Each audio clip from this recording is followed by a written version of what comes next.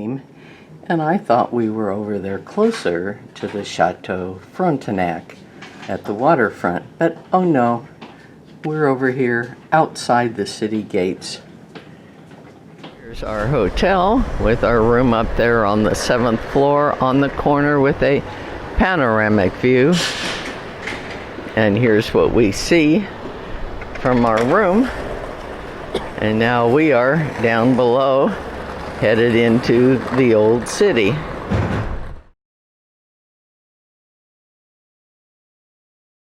The entrance to the old city, and these walls have obviously been repaired. And here they are working on repairing some more of the walls. There's still a lot of tourists, but nothing like yesterday with the cruise ship in. It's about 11 o'clock in the morning. Couldn't resist getting a picture of this store.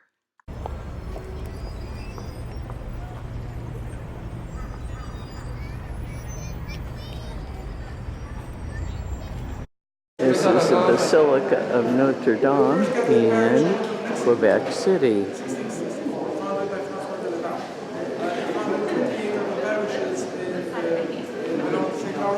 This is the Ministry of Finance.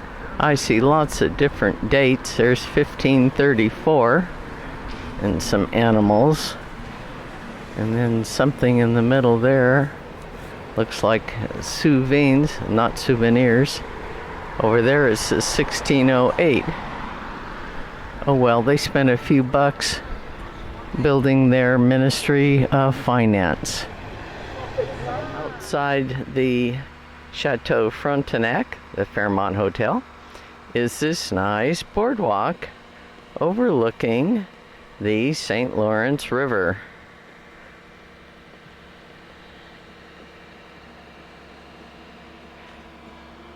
And here is the chateau, the famous landmark hotel. Have some 1700s cannons, and they're great for kids to play on.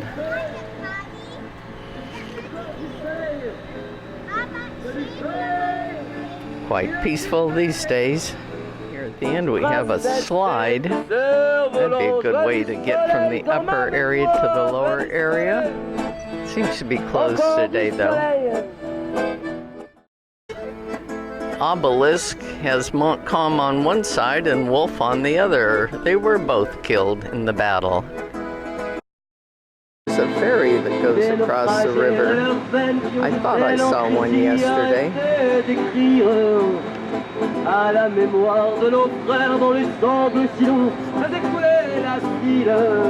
Because of the flow of the river, this ferry that left from here is making a huge big arc to get over here to the other side of the river. And here comes one from over there. There is a bridge, but it's quite a ways down there. We're overlooking what is called Lower Town, and it was founded by Samuel de Champlain in 1608. Originally designed as a stopover for railway travelers, the Chateau Frontenac was built by the Canadian Pacific Railroad in 1892-93. The architect drew inspiration from the architectural styles of the Middle Ages and the Renaissance. Samuel de Champlain founded, in Quebec City, the first permanent French settlement in North America. Starting in 1620, he built his residence here, surrounded by the palisades of the St. Louis Fort up there. Then, symbolizing royal power, the Chateau St. Louis was built in 1648, but it burned in 1834. The chateau looked like in the 1620s. Here's a statue of Samuel de Champlain. Samuel de Champlain was a French navigator, soldier, ethnologist, geographer, explorer, cartographer, chronicler, and diplomat. Whew.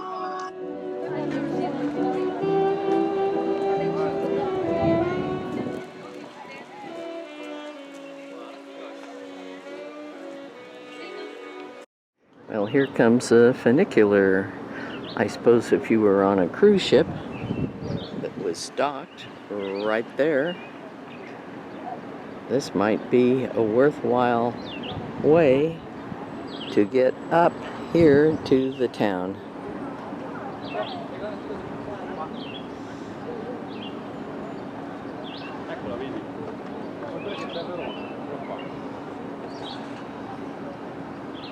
Today's Hotel Chateau Frontenac was first occupied by the official residence of the governor of the colony. The first Cour de Loge, the main building, was built for Samuel de Champlain.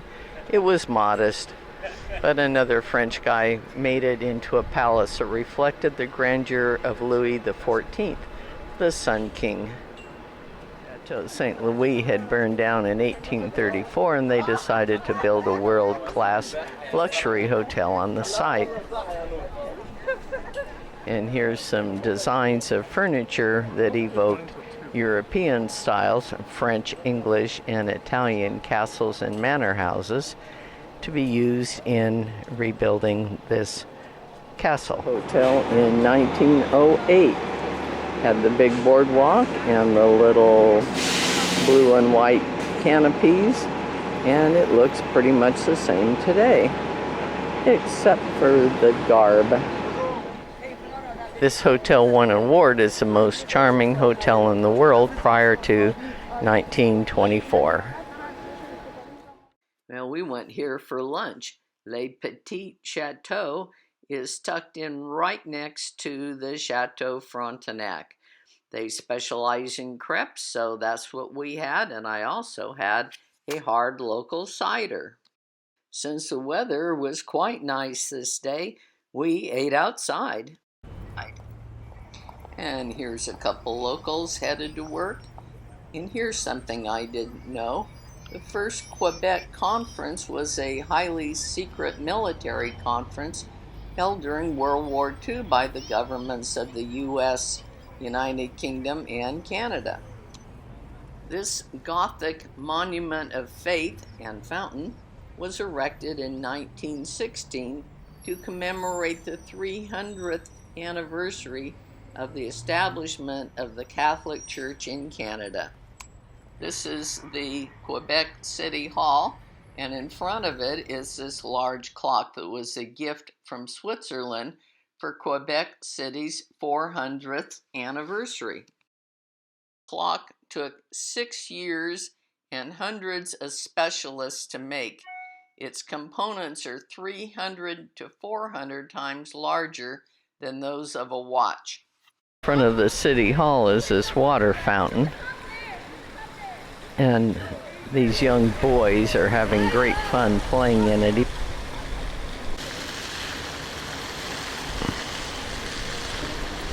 Different colored lights on them now.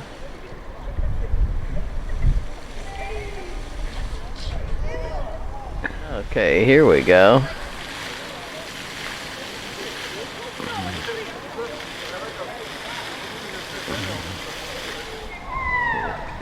Paper cup on top. Oh, he's changed it.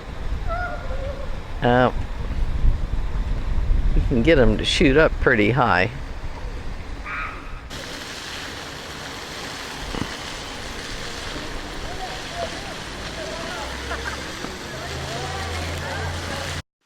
We had dinner at Le Continental across the street from the Chateau Frontenac. It's another Anthony Bourdain recommendation. It's very traditional, old world style service. Many dishes are prepared at the table by older men in white dinner jackets, like something out of the 50s. Our waiter started off brusque, but got more friendly later. I started with seared foie gras and a glass of sauterne. Stu had a gin and tonic and escargot. I overheard the couple behind us saying that Anthony Bourdain highly recommended the Caesar salad made at the table. So that's what we ordered, and it was really good. I then had veal sweetbreads, and Stu had veal medallions. Neither of those dishes was cooked at the table. Oh well. And after that, we skipped dessert and headed back to our hotel.